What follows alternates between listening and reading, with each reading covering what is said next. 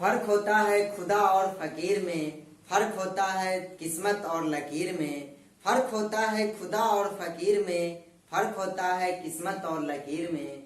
अगर कुछ चाहो और ना मिले तो समझ लेना कि कुछ अच्छा रखा है तकदीर में।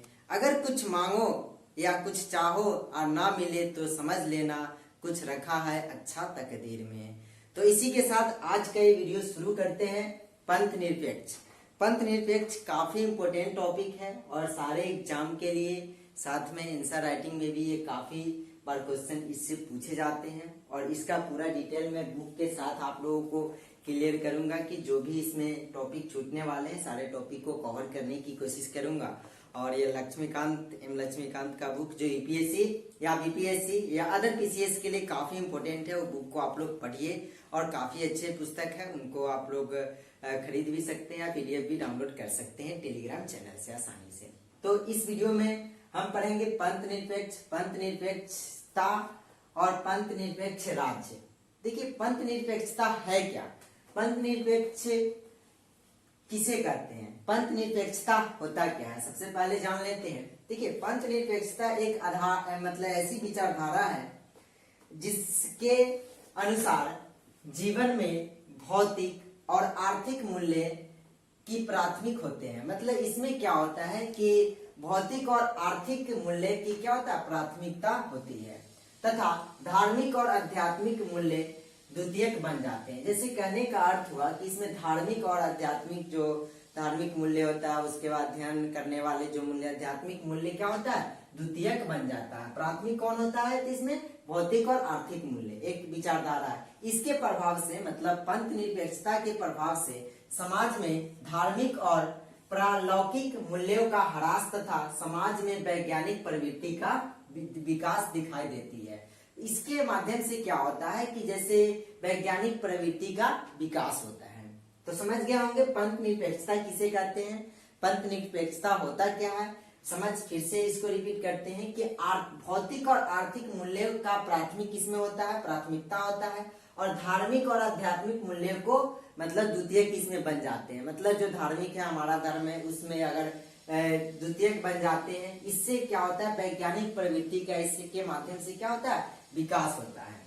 अब बात आते हैं यहाँ पे पंथ निरपेक्ष राज्य का क्या मतलब है, पंथ निरपेक्ष राज्य होते क्या है, इसका कहने का अर्थ क्या होता है। देखिए पंथ निरपेक्ष राज्य का मतलब है कि कोई भी राज्य मतलब जो भी राज्य है उसका कोई धर्म ना हो।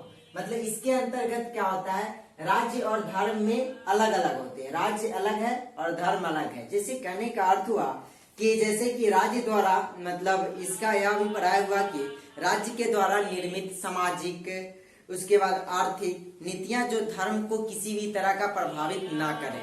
बहुत सारे जो नीतियां बनाते हैं हर एक स्टेट, तो वो जो है किसी भी धर्म को प्रभावित न करे। समझ गए होंगे। उसके बाद है कि भारतीय संविधान के जो अनुच्छेद 15 में यह बातें मतलब अंकित किया गया है कि किसी भारत के नागरिक को जिसके धर्म अलग अलग है उसके साथ किसी भी नागरिक को भेदभाव नहीं किया जाए। इसके लिए मतलब कोई भी राज्य है जो किसी कॉलेज में एडमिशन के लिए, कहने का बाद मैं बात करूं तो कोई भी कॉलेज में एडमिशन के लिए किसी का रिलीफ ना दे, छूट ना दे, मतलब धर्म के आधार पे। समझ गए होंगे। और उसके बाद है कि राज्य के अंतर्गत जैसे कि नियुक्ति सेवाएं होते हैं जिसमें धर्म के आधार पर विभेद नहीं होगा, जो अनुच्छेद 16 के 1 में कहा गया है। इस बातों को जो हम लोग जैसे कि जानते हैं कि मौलिक अधिकार 12 से 35 तक इंगित है, उसमें 16 का 1 जो बनते हैं उसमें क्या है कि किसी भी नियुक्ति या सेवाओं में जो आपको विभेद नहीं किया जाना चाहिए धर्म के आधार पर, उसको पद नहीं मिलना चाहिए। उसके बाद है और कुछ बातें हैं जैसे कि आप लोग समझ गए होंगे कि जब 42वां संविधान संशोधन हुआ, इसके अंतर्गत क्या हुआ था कि जैसे संविधान के इसी मूल्य के मतलब इसी भावना को मतलब इसी मूल्य भावना को ध्यान में रखते हुए और प्रभावी बनाने के लिए, मतलब ये जो भावना है इस तरह के भावना को और प्रभावी बनाने के लिए और अच्छे से लागू करने के लिए 42वां संविधान संशोधन अधिनियम 1976 द्वारा प्रस्तावना में पंथ निरपेक्षता शब्द जोड़ा गया। तो ये बातें काफी बार पूछा गया है कि पंथ निरपेक्षता कब जोड़ा गया। तो 1976 में 42वां संविधान संशोधन, जिसको मिनी कॉन्स्टिट्यूशन के नाम से भी जानते हैं, और उसके शब्द जोड़ा गया। इस पर क्या होता है, सुप्रीम कोर्ट ने बोम्मई केस में पंथ निरपेक्ष संविधान का आधारभूत ढांचा माना था। आधारभूत ढांचा के बताया था कि ये आधारभूत ढांचा है। उसके बाद है भारत में पंथ निरपेक्षता का क्या अभिप्राय है। देखिए, भारत में पंथ निरपेक्षता का बहुत सारे अभिप्राय है। उस पे आने से पहले कुछ और बातें हैं जो पंथ निरपेक्ष राज्य से उसको क्लियर करने की कोशिश करते हैं। जैसे कि भारत में पंथ निरपेक्षता का आशय धर्म एवं राज्य के बीच अलगाव भी नहीं, बल्कि राज्य द्वारा सभी धर्मों का समान प्राप्त होना। मतलब जितने भी धर्म है हमारे राज्य में या अलग अलग स्टेट में, सारे धर्म का समान अवसर प्रदान करना।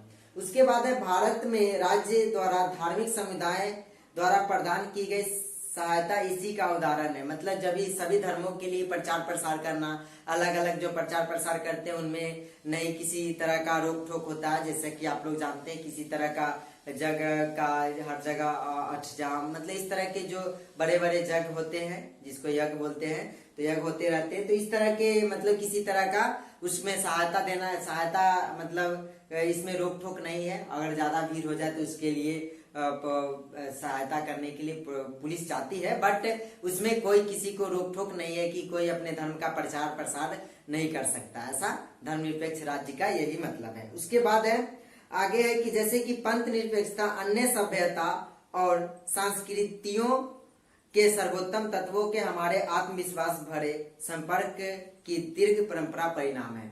मतलब ये बहुत बड़ा बन के परिणाम है। तो आप लोग समझ गए होंगे। अब जैसे कि भारत में पंथ निरपेक्षता का अभिप्राय, देखिए इसमें क्या हुआ कि भारत के जो पूर्व मुख्य न्यायाधीश जिनका नाम था राजेंद्र खड़कर के मतलब उन्होंने पंथ निरपेक्षता को निम्नलिखित रूप से परिभाषित किया है। तो पहला तो इन्होंने कहा है कि राज्य का कोई धर्म नहीं होगा। मतलब जैसा कि प्रस्तावना में बातें कहा गया है, हम भारत के लोग से शुरू होता है पंथ निरपेक्ष राज्य बनाने के लिए, इस तरह के आप लोग जब उसमें देखे होंगे।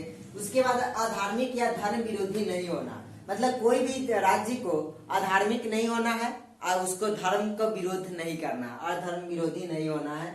मुख्य न्यायाधीश ने इन बातों को बताया था। उसके बाद है सभी धर्म को जो लोग है उसको समान स्वतंत्रता प्राप्ति होना। मतलब जितने भी राज्य में स्टेट में धर्म है, अलग अलग धर्म के लोग रहते हैं, उनको समान स्वतंत्रता प्रदान करना। धर्म की धार्मिक स्वतंत्रता में जैसा कि जानते हैं इस बातों को कहा गया मौलिक अधिकार है। उसके बाद है उन्हीं के आधार पर उसके बाद है कि सभी धर्मों का सम्मान किया जाए, मतलब सभी धर्मों का सम्मान किया जाएगा। मतलब इससे उन्होंने पंथ निरपेक्षता में कहा था। उसके बाद है कि अगला बात है धर्म सामाजिक एवं आर्थिक समस्याओं को हल करने के लिए बाधा नहीं होगी। मतलब उन्होंने बातें बताई थी सुप्रीम कोर्ट के जो मुख्य न्यायाधीश थे पहले, तो उन्होंने बताया था कि मतलब किसी भी तरह का सामाजिक या आर्थिक न्याय हो उसमें धर्म बाधा नहीं बनेगी और साथ में धर्म उसके पक्ष में नहीं होगी। तो आप लोग समझ गए होंगे।